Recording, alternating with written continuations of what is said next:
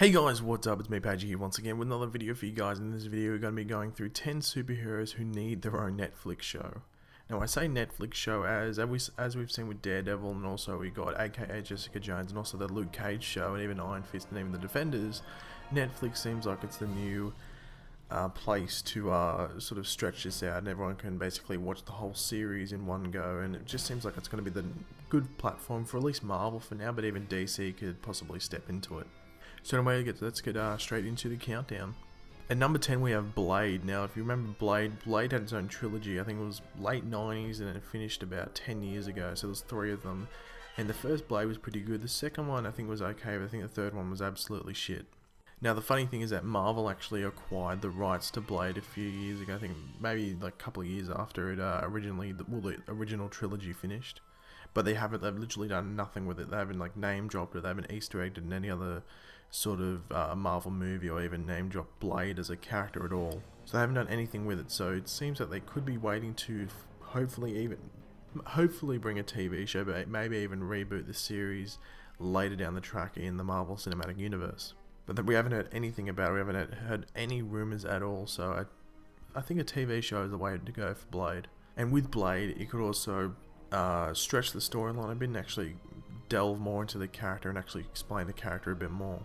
At number 9 we have Stargirl. Now we've seen Stargirl in Smallville. If you watch Smallville, we do see Stargirl in there, and she actually does inherit, become Stargirl the same way that she does in the comics, where she inherits it from the Star Spangled Kid, who is Sylvester Pemberton. Now this would be a pretty good scene. We've got this Supergirl stuff going on. It'd be interesting if DC would bring another female-oriented show. And I think Netflix would be the way to go, like Marvel is doing it with AKA Jessica Jones, as I said before. So I think if they did Stargirl, it'd really work well on Netflix.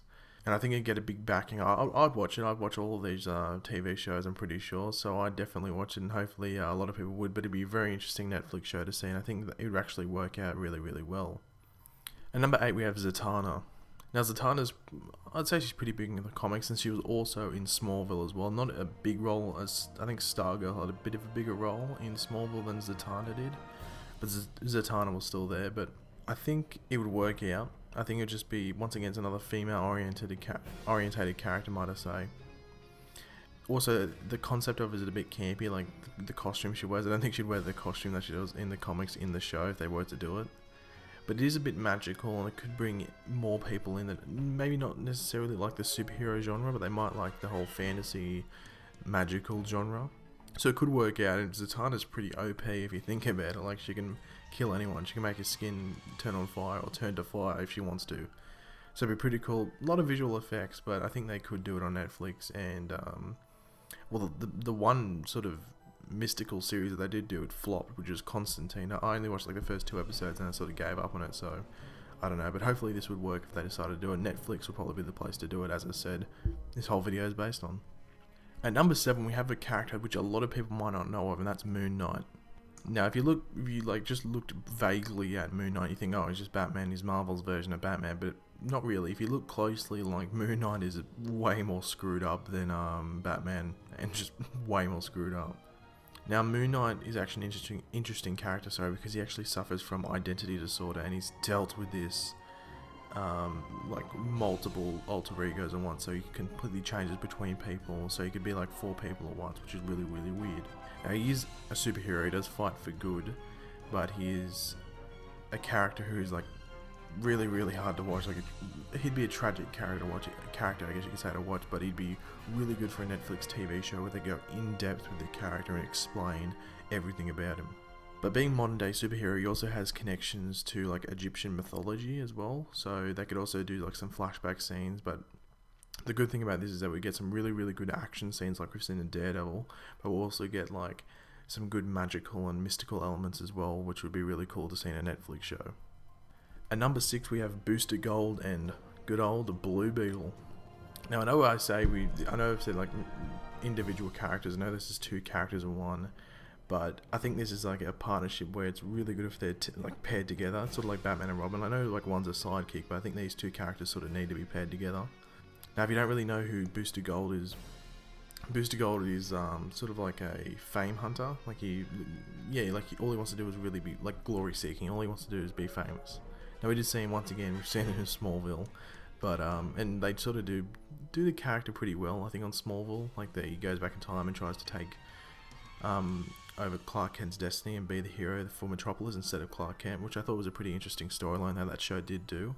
And Blue Beetle they did that on Smallville as well, but they did it in a really strange way. Like they had a character from the comics in there. I can't remember what his name is. It's going past my head. I can't remember what his name was. But they did it like he was bit by a beetle, like a robotic gadget beetle thing. Weird. I don't know, a bit weird. Just in my opinion, really weird. Now Arrow was actually going to do Blue Beetle, the original Blue Beetle, who is Ted Kord, I think his name is. But DC actually came out and said, no, we have other plans for Blue Beetle, so you cannot use him. So this is very interesting, and actually they replaced the Ted Kord character with Ray Palmer, so now we've got the Atom in Arrow instead of Blue Beetle. Now there's been no real talk of what Blue Beetle could be in, so you think possibly DC could be heading down the Netflix route and actually including like Booster Gold and Blue Beetle. And Booster Gold actually has some relations to the current DC TV universe, with him being it's going past my head, is either the father or the son of Rip Hunter. I think he's Rip Hunter's dad. Correct me if I'm wrong in the comments. Either Rip Hunter's dad or he's Rip Hunter's son. It's going past my head. I should have researched this a bit more. Far out. But if they do bring this on Netflix, because I think they can intertwine between the Netflix universe and the CW universe, it'd be really cool if they had like a crossover where Booster Gold and Rip Hunter are like, they team up once again. It's like, what's going on here? And number 5, we actually have another character which you might not know of, and that's the Question. Now the Question is basically, he uses a faceless mask as a disguise, might I say, so he's got no features on his face. Now the Question actually relies, he's sort of like Batman, but not Batman. He relies on like people fearing him, and also he has really pretty damn cool fighting skills, I must say, to eliminate the enemies. But his actual background is he's actually an investigative reporter, and I guess you could say he's even like related to Batman. He's a detective. There are actually multiple questions, but the second question was actually portrayed on Gotham, the TV show. Renee Montoya, she's like that agent, so they've actually already portrayed the second question, so you think they would have to go with the first one, which is Vic Sage. But the thing is, it wouldn't be really a superhero show. That's anything. I guess I'm cheating a bit here. It wouldn't really be a superhero show. It'd be more of like a crime, drama, mystery series, but with fighting.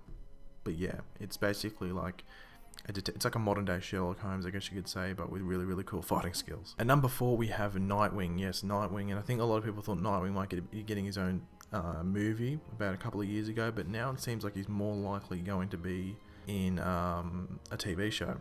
Now there has been that Titan show, like the Teen Titan show, going to be airing. I can't remember what channel it is in America, but I haven't heard anything about it. Like I heard that they were going to do it, and then it just sort of went away. So I don't know what the hell is going on with that show. But if that project does end up just getting the flick, because I haven't heard anything from it for a while, so I think it's going to be going. It would be really, really cool if they decided, you know what, screw it, we're just going to do a Nightwing TV show. Maybe some flashbacks to Batman, but I don't know if they're really allowed to use Batman, because Gotham's not allowed to use Batman, because Batman's on movies at the moment. So maybe they just do some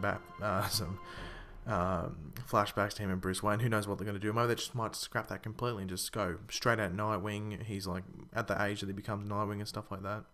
But it'd be really cool because he gets to settle in, do his own characters, but it'd be really, really similar to Daredevil, not in a bad way, but in a good way, because they're sort of like the similar weapons, similar fighting style and stuff like that, except Nightwing can actually see. So I guess that's a plus. But it'd be a really, really cool Netflix show, and I think DC should look at the success of Daredevil and say, hey, people will watch this character. Nightwing's sort of similar, so why don't we give it a crack? And number 3, we have Spider-Woman. Now you might be saying, oh, Spider-Woman, I want Spider-Man.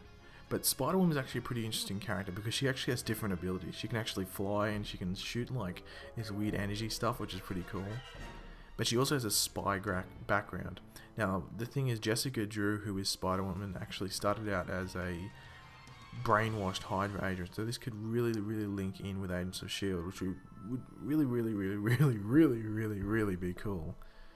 Now, she actually later on worked with S.H.I.E.L.D. and also S.W.O.R.D. I think they've mentioned S.W.O.R.D., or maybe I've just heard it from somewhere else, I'm not too sure. I think they might have mentioned it in Agents of S.H.I.E.L.D., I'm not too sure. Now, it would be really, really easy to interconnect, might I say, her background in like her whole spy career in this universe. But the only thing that's really got left to do is work out how she got her powers. So if I don't know if they want to really do that before this new Spider-Man movie comes out. So I think they might want to do that, and then this show would possibly come along. So if they were going to do a Spider-Woman show, it'd have to wait a while, maybe a couple of years, maybe 3 or 4, possibly 5 years before it to be released. And also they've got to work out with how much would it cost, because you've got to remember, web slinging around, flying, shooting energy, it might cost a lot to produce, but hopefully you think Marvel will have the money. Like if any company's going to be able to afford to produce this sort of show, it would be Marvel, because they're just making money left, right and centre. It's unbelievable. At number 2, we have a character who actually just got cast in another show that's already on Netflix, and that's The Punisher. Now, John Bernthal actually played Shane on The Walking Dead, and he was also in that Fury movie, which I didn't really like that much. It was okay, I wasn't that much of a fan of it. But he's been cast in there, so I'm assuming that they're going to start off this Punisher. They're just going to introduce him for Season 2, and I think he's just going to be there for Season 2. So this will really lay the platform for them to go and do their own series, continue off from what he did in Daredevil Season 2, but then have the flashbacks of how he became the Punisher. Now, from what Marvel's come out and said, they don't really want to do too many gruesome movies. Like, I think DC's sort of going to be heading down that. They've got like that dark tone going on in their movies where they can be a bit more violent, but I think Marvel's sort of trying to stick it away from that, trying to make it a bit more family friendly. So it doesn't look like Punisher's going to be getting a movie. So I think the easiest way to do it is give him a TV show. Now Daredevil's really gruesome, like, well, not gruesome, but you saw the blood and stuff like that, which they probably wouldn't do in a movie, like any of the Avengers movies or anything like that. And Punisher's pretty well supported, and I think if they were to give him at least one season on Netflix, I think it'd be really, really successful, and I think it'd really, really work. And I think it matters how he's portrayed and how he's perceived and how people like him on Daredevil Season 2. So I think they'll test that as a sort of a testing ground, and then they'll work up from there. And at number 1, we have a character who keeps on some fans, a lot of fans are actually begging, can we get a movie of this? Can we get a movie of this? They teased in Avengers 2. We saw her background. Can we get a TV series of this? And I'm talking about Black Widow. Now, I don't think Marvel are going to do a Black Widow movie. I'm not saying because it's a bad character. I just don't think they have faith in people going and watching it.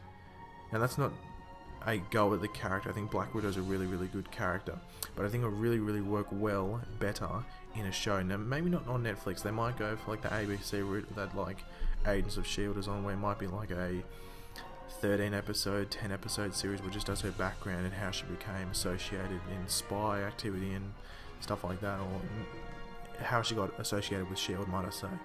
If they did do a Black Widow show, it'd be a very like a 1 season, maybe 2 season, with only like 10 episodes a season.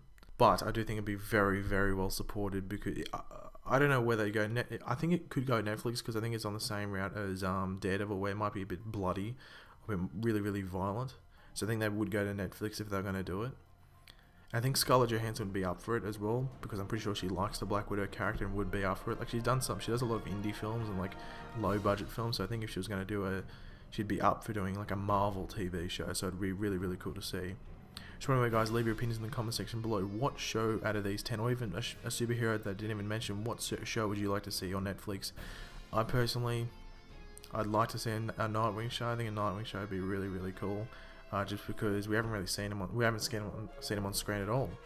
Like, we got teased in The Dark Knight Rises a bit, and then just nothing happened. So I'd really like to see Nightwing. But yeah, leave your opinions in the comment section below. Make sure to leave a like, and if you're new around here, make sure to subscribe. And we'll catch you later, guys. Goodbye.